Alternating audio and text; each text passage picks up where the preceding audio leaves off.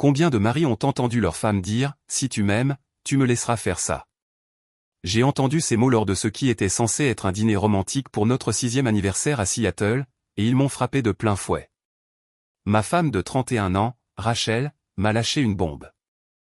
Elle m'a calmement annoncé qu'elle voulait explorer des relations avec d'autres hommes en dehors de notre mariage, presque comme s'il s'agissait d'une simple requête.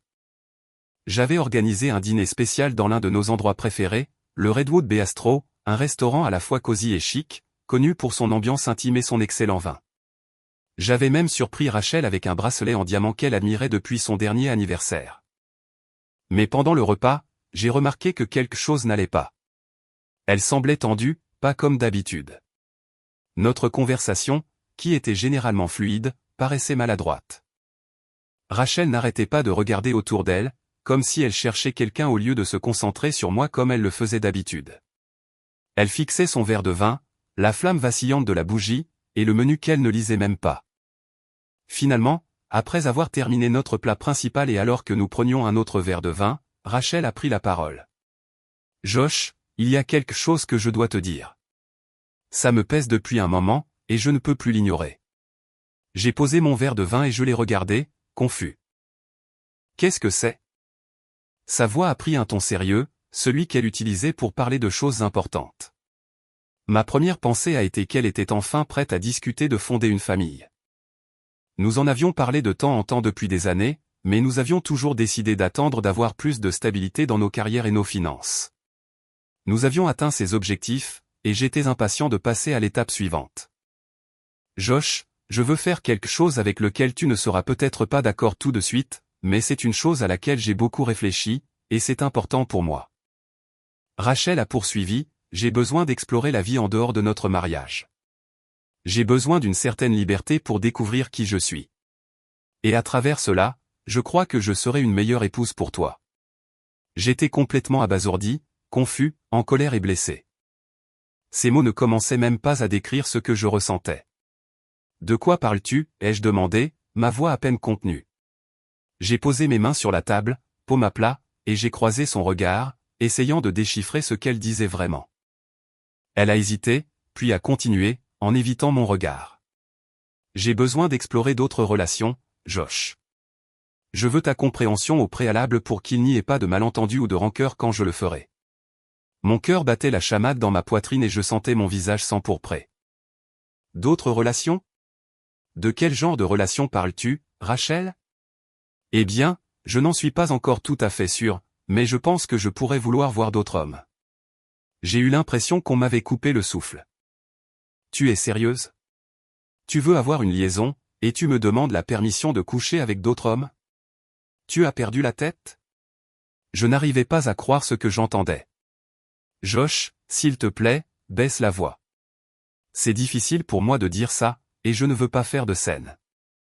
J'ai réalisé qu'elle avait choisi de me le dire dans un lieu public, sachant que je ne voudrais pas faire de scène. J'ai eu l'impression qu'elle l'avait planifié ainsi, et je me suis senti piégé. Je voulais crier et lui dire exactement ce que je ressentais, mais j'étais trop choqué et conscient de l'endroit où nous étions pour faire quoi que ce soit. Mon appétit avait disparu, remplacé par une boule de nausée dans mon estomac. Pourquoi? Pourquoi veux-tu voir d'autres hommes, Rachel, ai-je demandé, ma voix rauque d'incrédulité. Je pense que j'ai besoin de cet espace pour découvrir qui je suis, pour mieux comprendre mes besoins, a-t-elle dit doucement. Il ne s'agit pas de te quitter, Josh. Il s'agit pour moi de trouver quelque chose qui me manque, et j'ai besoin de ton soutien. Du soutien?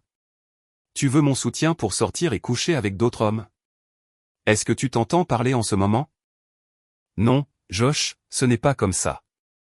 Je t'aime, et je ne te quitte pas, mais il y a quelque chose que j'ai besoin d'expérimenter, et je pense que cela fera de moi une meilleure épouse pour toi au final. Je veux que nous vieillissions ensemble. Que nous fondions une famille quand le moment sera venu. Mais pour l'instant, j'ai besoin d'explorer cette partie de moi-même. J'étais absolument sans voix. Ma femme depuis 6 ans venait de me dire, pendant notre dîner d'anniversaire, qu'elle voulait avoir des relations sexuelles avec d'autres hommes et s'attendait à ce que je sois d'accord. Elle voulait continuer notre mariage après, comme si de rien n'était, promettant qu'elle serait en quelque sorte une meilleure partenaire grâce à ça. Je ne pouvais pas comprendre ce qu'elle disait. Je ne trouvais pas les mots pour répondre. Mon esprit tournait en rond, essayant de donner un sens à ce que Rachel venait de dire. Le restaurant semblait disparaître alors que je tentais de saisir la gravité de sa demande. Après une longue pause, je me suis levé et j'ai soigneusement posé ma serviette sur la table. Sans rien dire, j'ai pris mon verre de vin, je l'ai terminé et je suis sorti du restaurant. « Josh, où vas-tu » m'a lancé Rachel, mais je n'ai pas regardé en arrière. « Je ne sais pas » ai-je marmonné, plus pour moi-même que pour elle. « Mais je pense que tu devras trouver ton propre chemin pour rentrer. » Je suis sorti dans la nuit fraîche de Seattle, remarquant à peine la bruine qui avait commencé à tomber. Mon esprit était en désordre, et je ne pouvais plus penser clairement. J'ai trouvé ma voiture, démarré le moteur, et j'ai simplement roulé, sans me soucier de ma destination. La douleur dans ma tête était intense, une pulsation sourde qui semblait se propager dans tout mon corps. J'ai conduit pendant des heures, sans prêter attention aux rues ou à l'heure.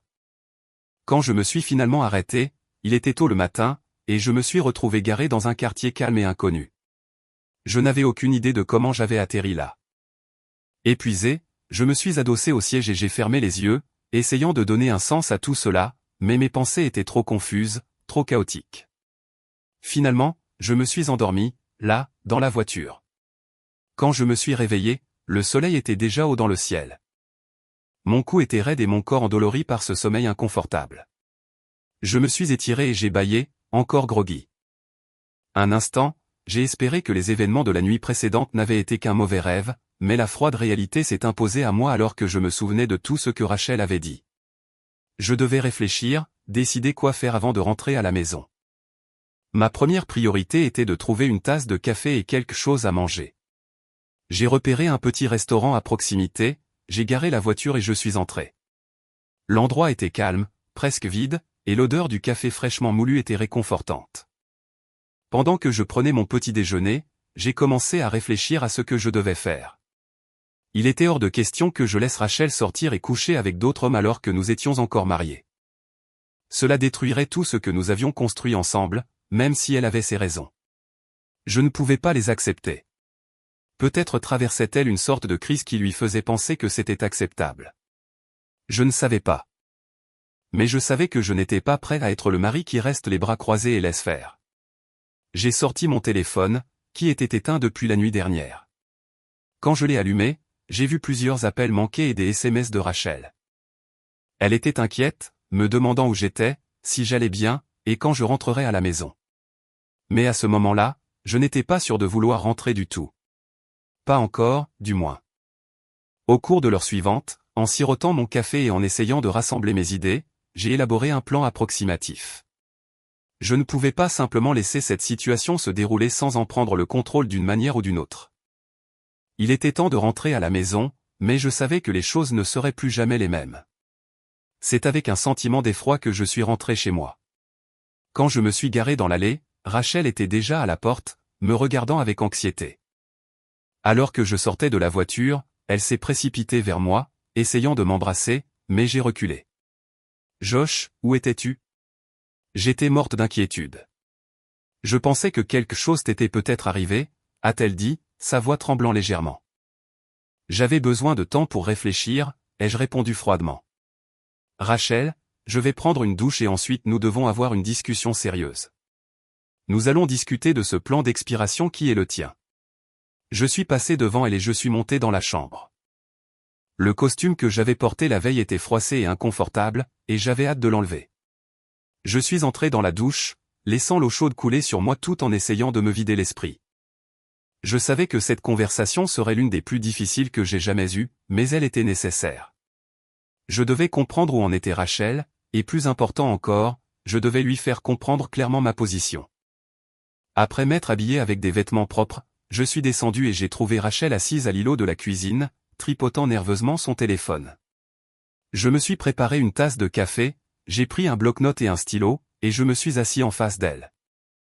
D'accord, Rachel, dis-moi encore pourquoi tu penses qu'avoir des relations en dehors de notre mariage est une bonne idée, ai-je dit, en essayant de garder ma voix calme. Josh, j'ai l'impression d'avoir besoin de validation en tant que femme. Je ne sens pas que mes besoins sont satisfaits en ce moment, et j'ai besoin de découvrir quels sont vraiment ces besoins. J'ai besoin de mieux me comprendre, et je pense que c'est la façon de le faire, a-t-elle expliqué. me regardant en espérant que je comprendrais. Donc, tu ne sais même pas quels sont tes besoins, mais tu es prête à tout risquer pour le découvrir, ai-je demandé, ma frustration évidente. Et tu t'attends à ce que je reste assis à attendre que tu trouves? Non, Josh. Je ne te quitte pas, a-t-elle répondu.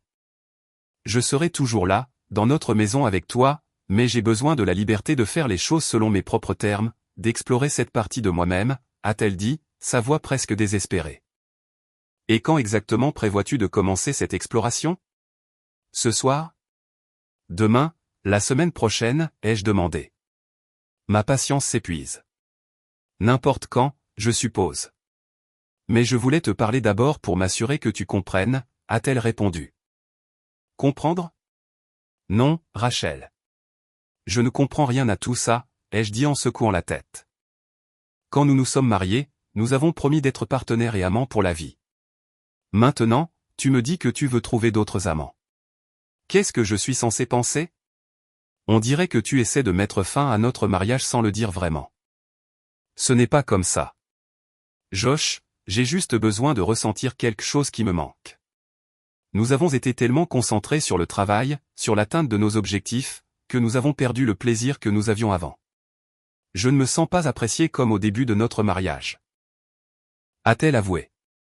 Tout ce que j'ai fait, c'était pour nous. Rachel, j'ai travaillé dur pour que nous puissions avoir une vie ensemble, un avenir, et maintenant tu me dis que ce n'est pas assez, que tu as besoin de plus. Je sentais ma colère monter, mais j'ai essayé de la maîtriser. Prévois-tu d'avoir des relations sexuelles avec d'autres hommes, ai-je demandé directement, ayant besoin d'affronter le vrai problème. Rachel a hésité, puis a baissé les yeux vers ses mains. Je ne sais pas, Josh.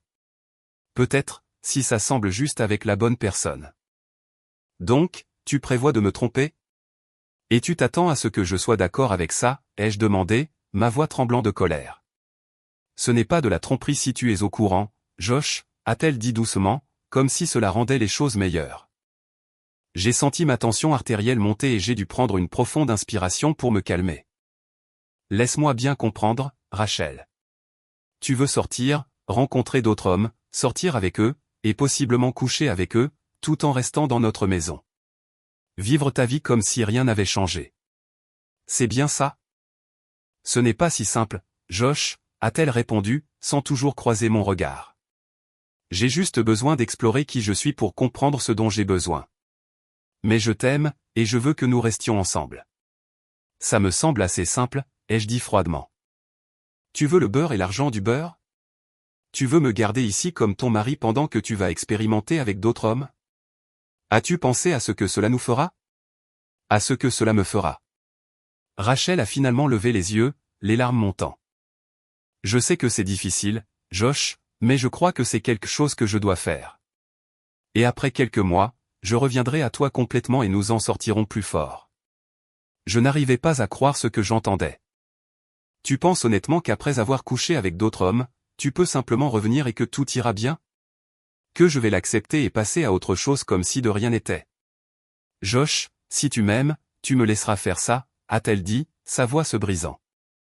Si tu m'aimais, Rachel, tu ne penserais même pas à faire ça, ai-je rétorqué, sentant mon cœur se briser.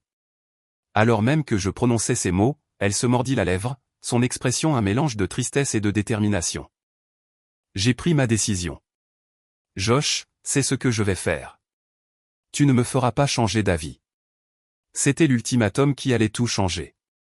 Elle était prête à risquer notre mariage et notre avenir pour une vague idée d'exploration de soi. J'ai réalisé que rien de ce que je dirais ne la ferait changer d'avis. Elle avait déjà décidé et il n'y avait pas de retour en arrière possible. D'accord, Rachel, si tu es déterminée à faire ça, alors j'ai quelques conditions, ai-je dit, en gardant ma voix stable malgré le tumulte en moi. Tu vas déménager pendant que tu fais ça. Je ne vivrai pas sous le même toit que toi pendant que tu vois d'autres hommes, et tu ne les amèneras certainement pas ici. Si tu veux faire ça, tu le feras de ton côté, loin de notre maison. Elle a semblé choquée, comme si elle n'avait pas envisagé la possibilité que je puisse fixer des limites. Mais où suis-je censé aller? Tu peux rester chez Jessica si elle soutient tant cette idée, ou tu peux trouver une location à court terme. Tu seras responsable de toutes tes dépenses pendant ton absence. Je ne vais pas financer ton exploration, Rachel, ai-je répondu fermement. Rachel cligna des yeux, absorbant la réalité de ce que je disais. Je ne veux pas déménager, Josh. C'est notre maison. Pas pendant que tu fais ça. Ça ne l'est pas, ai-je dit. Tu veux un mariage ouvert? Très bien, mais tu devras vivre avec les conséquences de ce choix. Je resterai ici et tu pourras faire ce que tu as à faire ailleurs. Elle est restée silencieuse pendant un long moment, puis a finalement hoché la tête. Je suppose que je n'ai pas le choix, n'est-ce pas? Non, tu n'as pas le choix, ai-je dit, ressentant un étrange mélange de soulagement et de tristesse. Fais-moi savoir où tu vas loger d'ici la fin de la semaine. Et pour l'instant, je veux que tu déplaces tes affaires dans la chambre d'amis. Je ne peux pas partager un lit avec toi. Pas pendant que tu prépares ça. Rachel n'a pas discuté. Elle a simplement hoché la tête, des larmes coulant sur ses joues, et a quitté la cuisine sans un mot de plus. Alors que Rachel s'éloignait, j'ai senti un vide douloureux dans ma poitrine. Le poids de ce qui venait de se passer s'installait. La femme que j'aimais, celle avec qui j'avais promis de passer ma vie, choisissait d'explorer la vie sans moi. C'était comme un adieu lent et douloureux, même si elle était encore là physiquement. Les jours suivants furent tendus, remplis d'un silence gênant entre nous.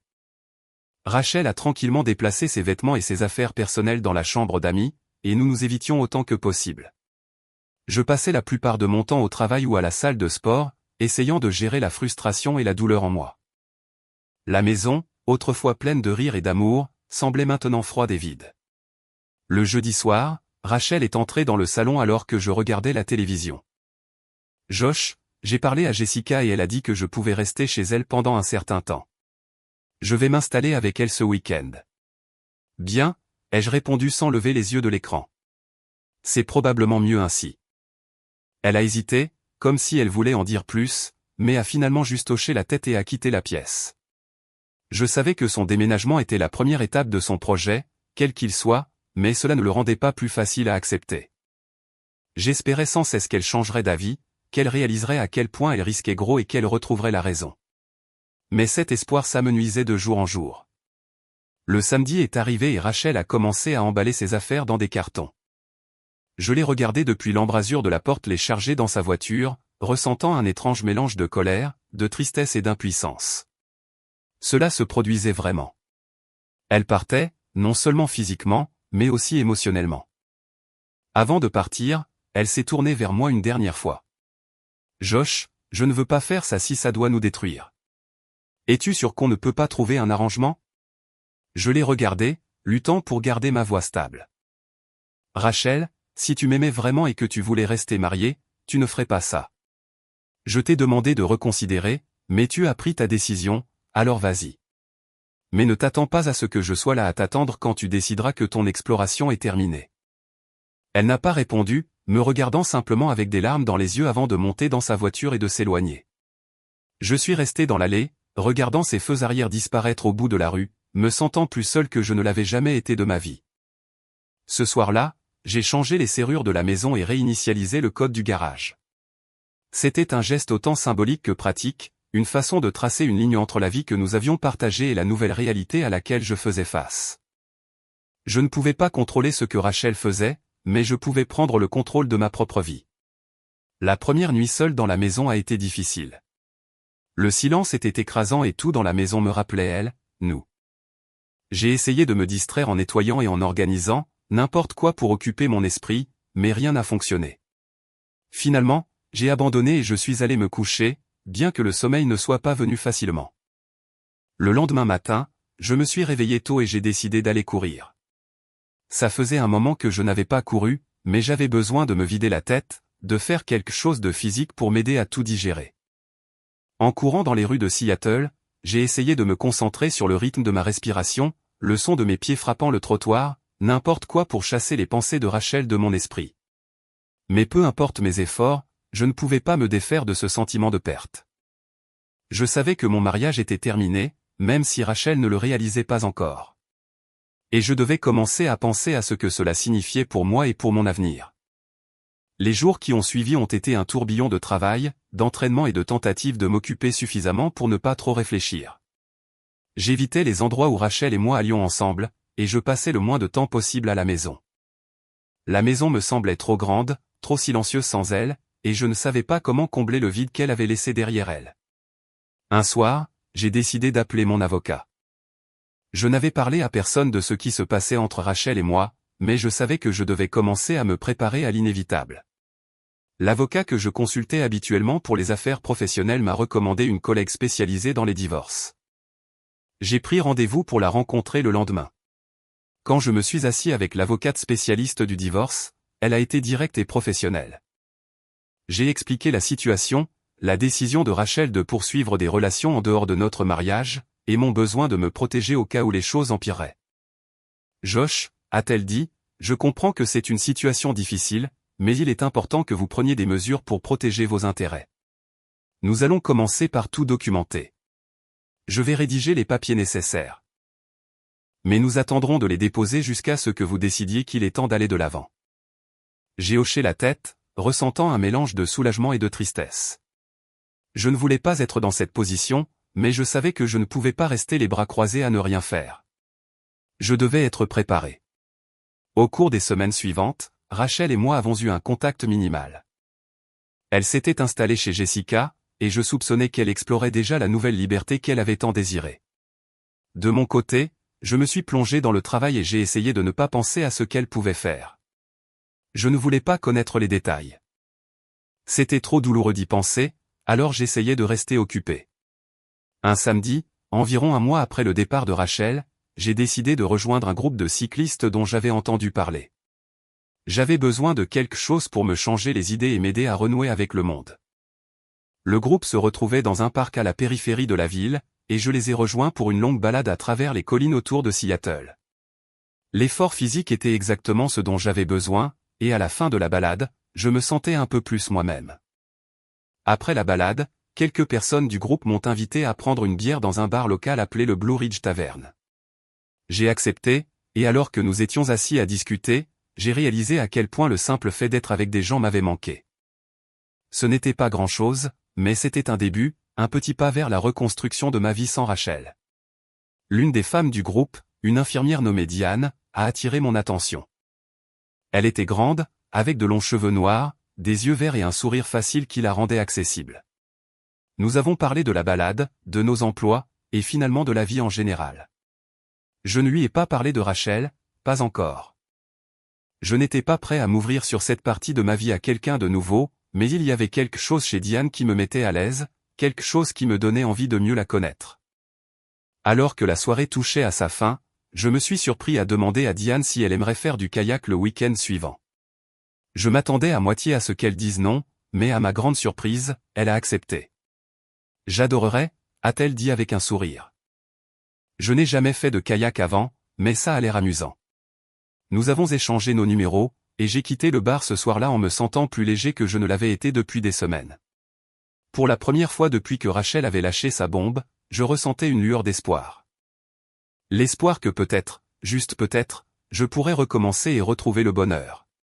Le week-end suivant, j'ai retrouvé Diane au lac pour notre sortie en kayak.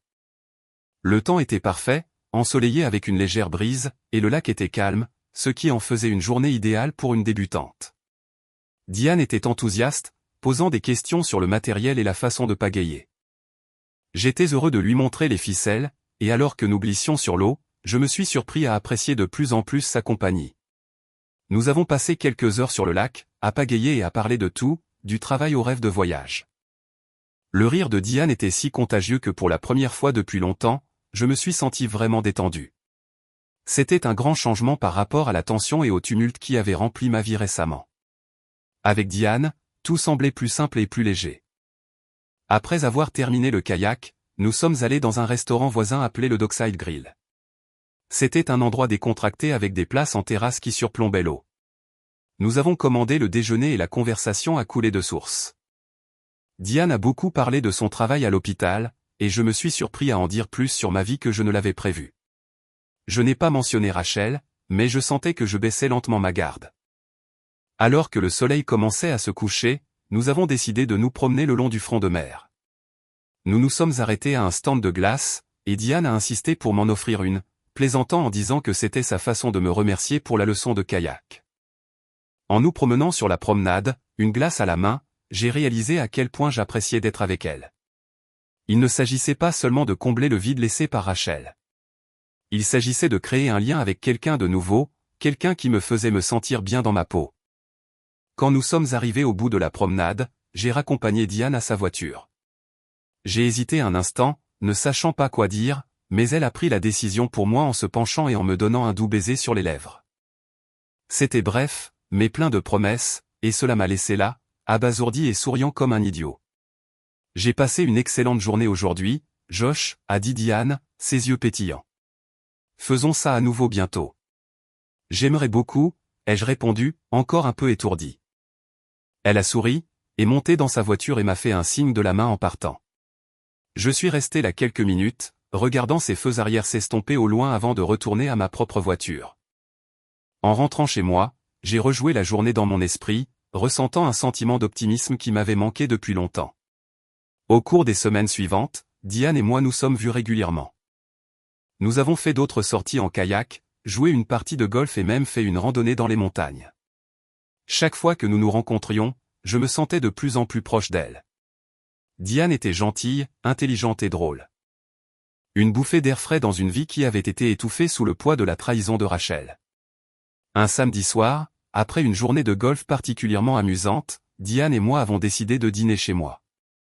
Nous avons fait un barbecue sur la terrasse, en dégustant une bouteille de vin alors que le soleil se couchait sur la skyline de Seattle. Après le dîner, pendant que nous rangions, Diane a pris les clés de ma voiture de ma main, les a posées sur le comptoir et m'a demandé si elle pouvait voir le reste de la maison. J'étais un peu surpris, mais j'ai dit oui. Je lui ai fait visiter, en terminant par la chambre principale. Diane a regardé autour d'elle puis s'est tournée vers moi avec un sourire espiègle. « Bel endroit que tu as là, Josh », a-t-elle dit. « Merci », ai-je répondu, me sentant soudainement nerveux. Diane s'est approchée, et avant que je puisse dire autre chose, elle m'a embrassé. Ce baiser était plus profond et plus passionné que le précédent. De fil en aiguille, nous nous sommes retrouvés au lit. C'était différent de tout ce que j'avais vécu avec Rachel récemment. Pas de tension, pas d'arrière-pensée, juste deux personnes appréciant la compagnie de l'autre. Le lendemain matin, je me suis réveillé en voyant Diane allongée à côté de moi, son bras posé sur ma poitrine. Elle avait l'air paisible, et j'ai réalisé à quel point j'aimais la voir là. Nous avons passé la matinée ensemble, prenant le petit déjeuner sur la terrasse et parlant de nos projets pour la journée. C'était confortable, facile, exactement ce dont j'avais besoin. Alors que nous terminions le petit déjeuner, Diane m'a posé une question que je redoutais. « Josh, quels sont tes projets pour l'avenir ? Je veux dire, avec Rachel, vas-tu divorcer ?» J'ai fait une pause, sachant que ce moment était inévitable. « Oui, Diane. Je prévois de demander le divorce. Je vois un avocat et j'attends juste le bon moment pour tout finaliser. » Diane a hoché la tête, son expression pensive. « Je comprends. J'avais juste besoin de savoir où nous en étions. Je t'aime beaucoup, Josh, et je veux voir où cela nous mène, mais je ne veux pas trop m'impliquer si tu es encore lié à Rachel. » Je comprends, ai-je dit en lui prenant la main. Je t'aime beaucoup aussi, Diane. Et je veux aussi voir où cela nous mène. Je te le promets, j'avance avec le divorce. Je ne retournerai pas avec Rachel, ai-je dit. Elle a souri, l'air soulagé. D'accord, je suis contente que nous soyons sur la même longueur d'onde. Au fil de la matinée, j'ai réalisé que j'avais atteint un tournant. J'étais prêt à tourner la page de Rachel et à commencer un nouveau chapitre de ma vie, un chapitre sans la douleur et la trahison des derniers mois. Le lundi suivant, j'ai pris rendez-vous avec mon avocate pour entamer la procédure de divorce. Il était temps de clore ce chapitre pour de bon. Je lui ai dit que Rachel et moi vivions séparément depuis un certain temps, et que je voulais officialiser la séparation. L'avocate a convenu que c'était le bon moment et a promis de tout gérer efficacement. Au cours des 2 semaines suivantes, son enquêteur a recueilli les preuves nécessaires pour confirmer ce que je savais déjà. Rachel était sortie avec plusieurs hommes, la plupart mariés, et ils se rencontraient dans l'appartement de Jessica. Cette information ne m'a pas fait aussi mal que je l'aurais cru. Au contraire, elle a solidifié ma résolution de continuer ma vie. Rachel s'est vue signifier les papiers du divorce. Ce soir-là, elle s'est présentée à la maison, visiblement contrariée. J'ai ouvert la porte pour la trouver serrant l'enveloppe brune, le visage empourpré par l'émotion. Josh, qu'est-ce que c'est? A-t-elle demandé en agitant les papiers devant moi. Tu as demandé le divorce. Pourquoi? Je t'avais dit que je reviendrais bientôt à la maison. J'ai même pensé à revenir cette semaine. J'ai pris une profonde inspiration, déterminé à rester calme. Rachel, il est trop tard pour ça. Tu as fait ton choix quand tu as décidé de poursuivre d'autres relations. Je t'ai dit que je ne voulais pas que tu partes, mais tu l'as fait quand même. Maintenant, je passe à autre chose. Elle me fixait, les yeux écarquillés d'incrédulité. Mais je t'ai dit que j'avais besoin de me trouver, de me sentir bien dans ma peau. Je ne pensais pas que tu irais jusqu'au bout, ai-je dit avec un rire amer. Alors, as-tu trouvé ce que tu cherchais? Es-tu assez validé? As-tu découvert qui tu es? Parce qu'il me semble que tout ce que tu as fait, c'est détruire ce que nous avions. Josh, je t'aime, a-t-elle dit, sa voix se brisant. Je vois maintenant que je suis peut-être allé trop loin, mais je suis prête à rentrer à la maison. Nous pouvons repartir à zéro, travailler sur notre mariage, et avoir la famille dont nous avons toujours parlé. J'ai secoué la tête, ressentant un mélange de colère et de tristesse. Rachel, tu as quitté notre mariage. Tu as choisi de coucher avec d'autres hommes, pensant que j'allais simplement m'asseoir et attendre que tu reprennes tes esprits. Mais je ne serai pas là quand tu décideras que ton exploration est terminée. C'est fini. Elle a baissé les yeux sur les papiers dans sa main, ses épaules s'affaissant, vaincue. Alors c'est tout. Tu mets vraiment fin à tout ça? Oui, Rachel, ai-je dit fermement. C'est fini. J'ai déjà pris ma décision, et je ne reviendrai pas en arrière. Tu devrais passer à autre chose aussi. Elle n'a rien dit de plus, a juste tourné les talons et s'est éloignée, serrant fermement les papiers. Je l'ai regardé monter dans sa voiture et partir. Le poids de ce moment s'est abattu sur moi. C'était une conclusion douloureuse mais nécessaire. Le mois suivant s'est écoulé tranquillement. Rachel et moi avons évité d'aller au tribunal en réglant le divorce à l'amiable. Elle a reçu la moitié de nos biens, comme c'était son droit légal, et la maison a été vendue. J'ai utilisé ma part de l'argent pour acheter un nouvel endroit, un nouveau départ dans un autre quartier de Seattle. La nouvelle du comportement de Rachel s'était répandue parmi ses collègues de l'école privée où elle enseignait. J'ai appris par des connaissances communes que l'école avait demandé à Rachel de garder un profil bas parce que certains parents étaient mal à l'aise avec les rumeurs sur sa vie personnelle. Il n'a pas fallu longtemps pour que ses actions la rattrapent, tant sur le plan personnel que professionnel. Quelques mois plus tard, j'ai appris par des oui-dire que Rachel avait été diagnostiquée avec une MST. Ce n'était pas mortel, mais cela nécessitait un traitement et signifiait qu'elle devait s'abstenir de relations sexuelles pendant un certain temps. En plus de cela, elle était enceinte. Le père serait l'un des hommes mariés qu'elle avait fréquentés, un enseignant de son école. Tout avait dégénéré, et je ne pouvais m'empêcher de ressentir une sombre satisfaction. Pendant ce temps, ma vie s'était améliorée. Ma relation avec Diane a continué de grandir, et nous avons emménagé ensemble. Un an après le départ de Rachel, Diane et moi nous sommes fiancés et avons commencé à planifier notre mariage pour l'été. Pour couronner le tout, nous avons découvert que nous attendions un bébé, prévu pour Noël. Ma vie, qui avait été brisée, était en train d'être reconstruite avec quelqu'un qui se souciait vraiment de moi. En y repensant, j'ai vu que la trahison de Rachel, bien que douloureuse, m'avait finalement conduit à un meilleur endroit. J'avais appris à me valoriser, à fixer des limites et à trouver le bonheur selon mes propres termes. Avec Diane à mes côtés, j'étais prêt à commencer un nouveau chapitre rempli d'espoir, d'amour et de la promesse d'un avenir plus radieux. J'écris ceci pour partager ma douleur et ma frustration. J'ai été dans une relation pendant 5 ans, mais je me suis rendu compte que j'étais trop dur avec moi-même et que je gâtais l'autre personne. Malgré mon amour et ma confiance, elle est devenue distante et a cessé de se soucier de moi.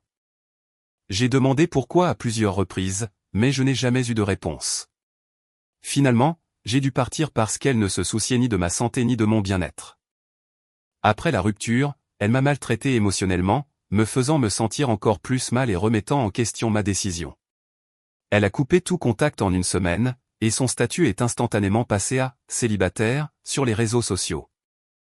J'ai découvert plus tard qu'elle me trompait depuis 3 ans.